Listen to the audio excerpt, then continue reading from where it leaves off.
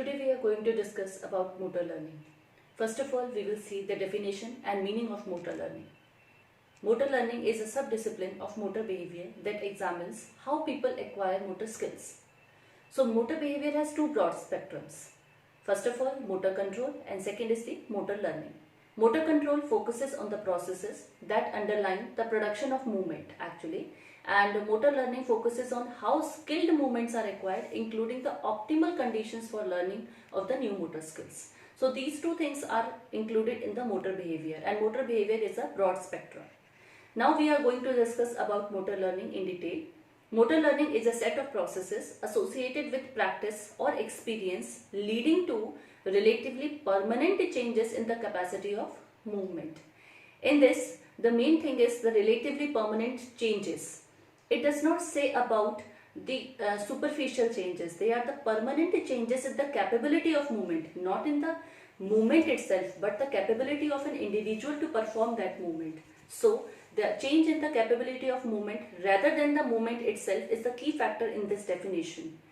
Motor learning is the understanding of acquisition of modification of the movement. So when we understand the acquisition, how we are acquiring the movement, how we are doing the modification in the movement, that process is called as the motor learning. And learning and training of motor skills both have to do with the process of practice actually. The practice results into the permanent changes. So motor skills are associated with the permanent changes only when they are practiced repeatedly, then only the learning of the motor skills and the motor behavior will take place. This is the definition, and here we comes with the meaning. Motor learning is relatively permanent change as we have discussed already, but in contrast to this, the performance, the act of the execution, a motor skill that results in the temporary and non-permanent change. As we discussed that motor learning is the permanent or change or the practice of experience that we have the permanent changes in our future. But performance, when we say about, it is the act of executing a motor skill. Performance is the act of executing a motor skill. We are not giving the permanent change to that particular skill. We are just performing that motor skills in a particular duration of time. That's it. That is called as a performance. The first characteristics of motor learning is that the process is required to introduce a change in ability to perform it skillfully. The first key point we have to keep it in mind during the motor learning is the change in ability to perform skillfully. In this, a process in regard to acquiring a skill is a set of events or occurrences resulting in a change in a state or end product. It is very simple. In this, we have to perform any kind of skill very skillfully actually. When we are doing any kind of skill skillfully, that results into the state or the end product. End product will be the skill, the style you are acquiring for that particular skill. So we have to focus on the skillful performances. The second characteristics of motor learning is that it must occur at a direct result of practice. Motor learning is not something like because of maturation, because of time, like we are doing a particular thing for many years, so it has acquired in our motor system. It's not like that. It requires practice. It is the total result of the practice only. So when we perform any skill and we do it regular practice, then only the motor actions takes place in our particular skill. Second, and now the third point in this is characteristics. When we say motor learning cannot be observed directly, as we all know that any kind of learning, any kind of thing we are doing, that it is very difficult to examine it. So as with the motor learning we cannot measure it directly just as temperature and just as we are measuring the other things. It is indirectly measured, and it can be assumed on the basis of long time practice and long time performance changes an individual is showing.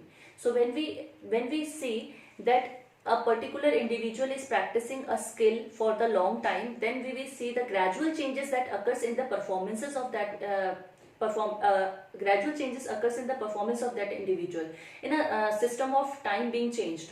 So when we observe these performances, when we observe these changes, then only we can say that it is because of maturation or it is because of motor learning. We have to distinguish these two principles. So motor learning is assumed to produce positive, irreversible effect, but maturation doesn't lead to this, and it enhances the capability for skilled behavior, meaning these changes are not temporary. Motor learning stages. Fitz and Posner gave learning stages in 1967. There are three mainly learning stages given by them: cognitive, associative and autonomous. Cognitive is, as you can see in the picture, recognized for the beginning or the novice players, associative stage, intermediate or practice, and autonomous for advanced or fine tuning. Let us discuss them in brief. Cognitive stage is a learning in a skilled movement. In this, a person figure out what to do and how to do. So what to do, which kind of motor task he should perform, that is the question about what to do, and how to do is how to perform safely and correctly that particular motor task. So if he learns the wrong motor task, in this stage we have to correct it. The individual often focuses on his or her own body alignment in this particular phase. How his body is aligned, how far and how intensity or speed of move should be there in learning a particular skill. So these are the few questions and answers in this particular stage individual feels. And in other words, in this the individual is associated with the feelings. What kind of feel he is getting after doing that particular activity, whether he is interested in it or not interested in it, whether his individual attention is focused on this skill or not. And in this particular stage, the distraction of environment will already affect the individual. So distractions are the one of the main factor in this stage, which makes this stage a slow learning stage, and it will take a long time. Errors in the performance will be occurring due to various environmental distractions and the internal conflicts in the individual. And frequent feedback from the coach should be taken about the development of that athlete, so that we can estimate the time taken by an athlete in this particular stage. And self-evaluation is one of the key factor here. If an individual evaluates himself, whether he is learning accurately or not doing it accurately, so he can improve it betterly. Next stage is the associative stage. Associative stage is the stage of infrequent errors and concentrate on fine tuning and motor tasks during the associative stage of learning. So it is the infrequent error, means that the simultaneously occurring errors are reduced now.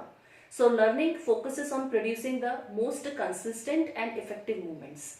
More effective movements and more consistent movements will be produced by this time. The timing of the movement, the distance moved by the player, all things will be automatically corrected in this stage. So individual pays attention in the movement tuning, the style he is focusing on, and there is very much trial and error kind of things. The individual will try many times about the particular skills, and he will learn with the errors produced before and after. So the individual uses problem solving to self-correct errors when they occurs. So individual searches out the problems which are occurring and he will correct them. And at this stage, the individual requires infrequent feedback from the coach. He doesn't need much kind of feedback from the coach. He needs just the time to do practice. This is the stage, associative stage is the time to do the practice again and again. Now, last one is the autonomous stage. As the word suggests, autonomous means automatic. So, the individual will be performing that skill automatically, which means that the individual does not have to pay attention on the particular skill very much. He will be performing the task automatically, and simultaneously the individual easily adapt to variate. He will do variation in it.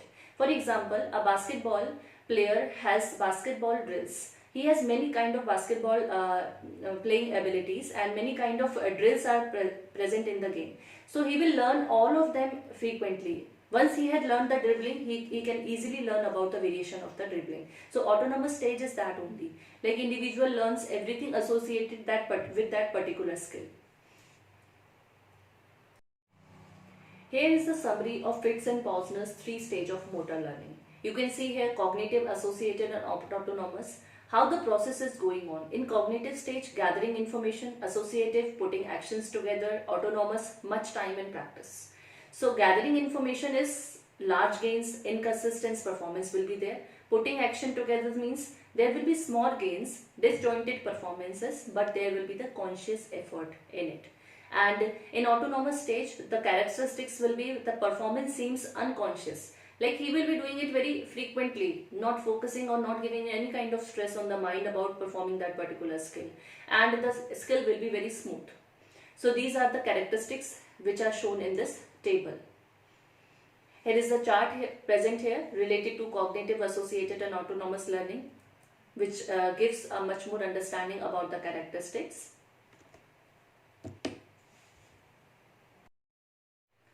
Motor perception. Meaning and definition of motor perception is here. First of all, before reading towards the motor perception, we should know about the perception word. Perception refers to the process of taking in, organizing it, and then interpreting it sensory information. So it is very simple. Perception means what you perceive from the outside world. You have seen a tomato, you have seen an apple, you have seen a ball, you have seen a bat. These all things you have seen it. So it is the visual perception which you are seeing, then taking in, organizing that information, and then interpreting that information, sensory information. This is called as a perception. So motor perception is related to your sports field, in which you are doing different kind of motor skills you are performing, and that motor skills performance have some kind of perception there. So it refers to individuals developing ability to interact with his environment, combining the use of your senses and your motor skills.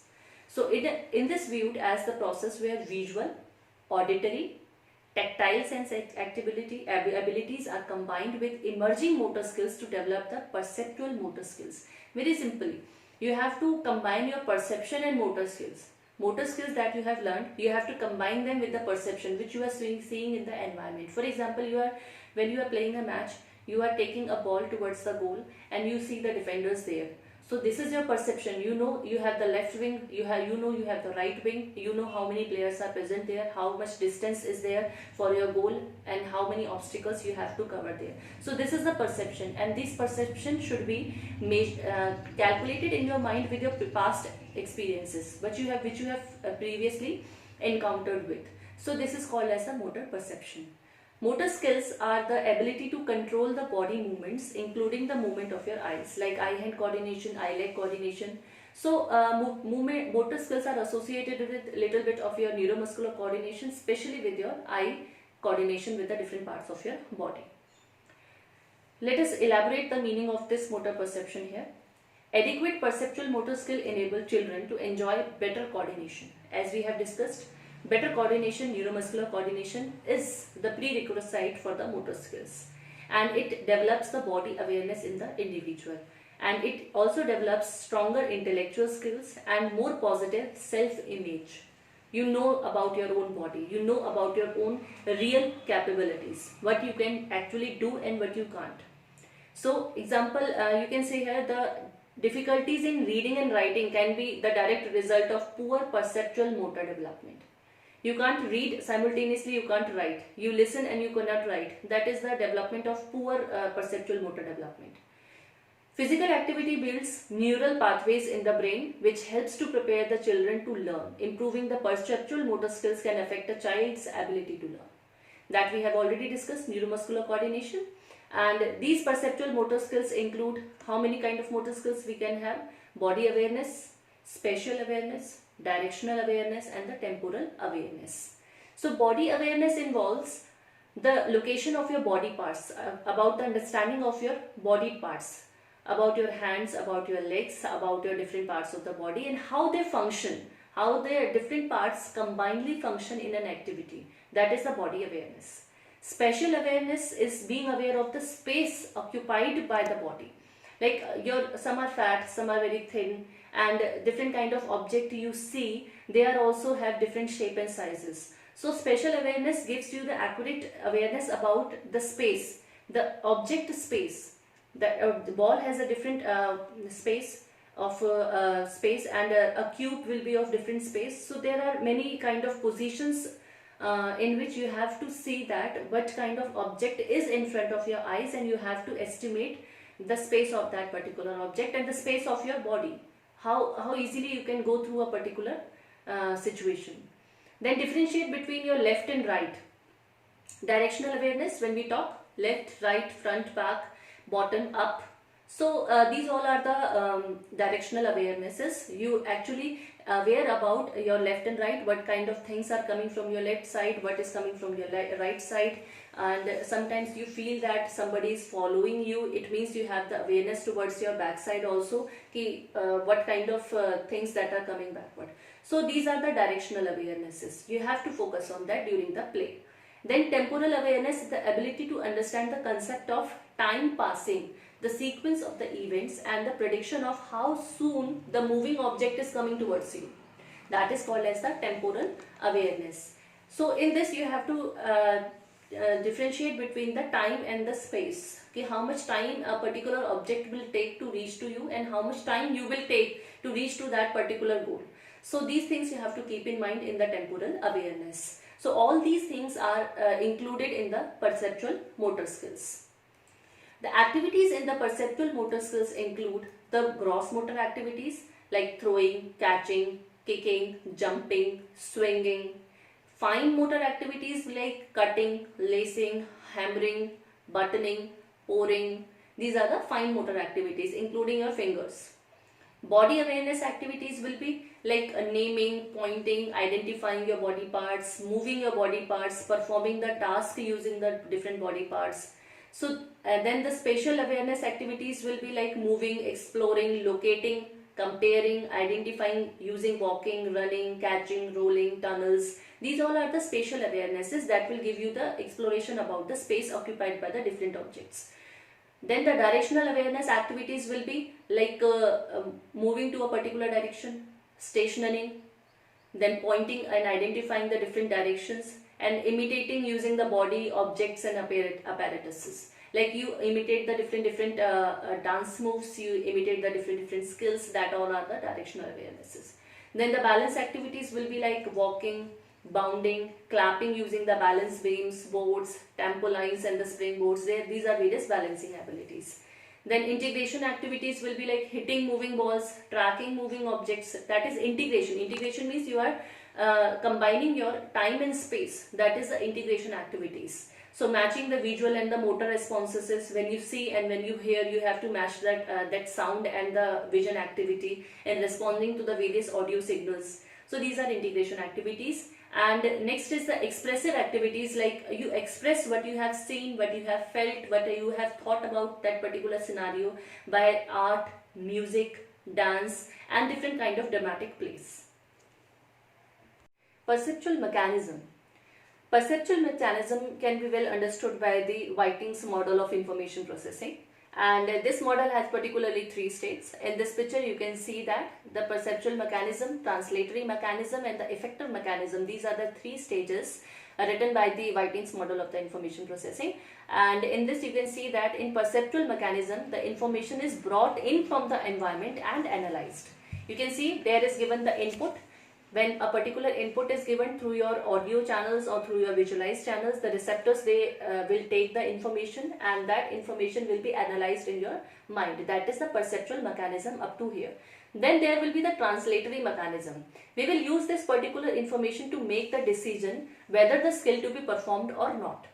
For example, you will take whatever you are seeing in front of you in your eyes, you will take it inside and then you will process it in your mind whether you have the past experience, whether that particular information you have taken has something meaningful. Then according to that meaning you will think about the skill to be performed, what kind of action you have to take against it. And that action is shown in the effective mechanism. In effective mechanism, the selected movement that you have selected in your mind, you have to produce that movement. Your muscles will and your motor nerves will accordingly perform that particular movement. That is the effective mechanism. The effect will be shown after the processing of that particular event. So these 3 things are done in performing a particular motor skill or motor task. And after a decision has been made, the body performed the skill movement using that particular effectors. That is the whole sum of these 3 mechanisms, the overall action.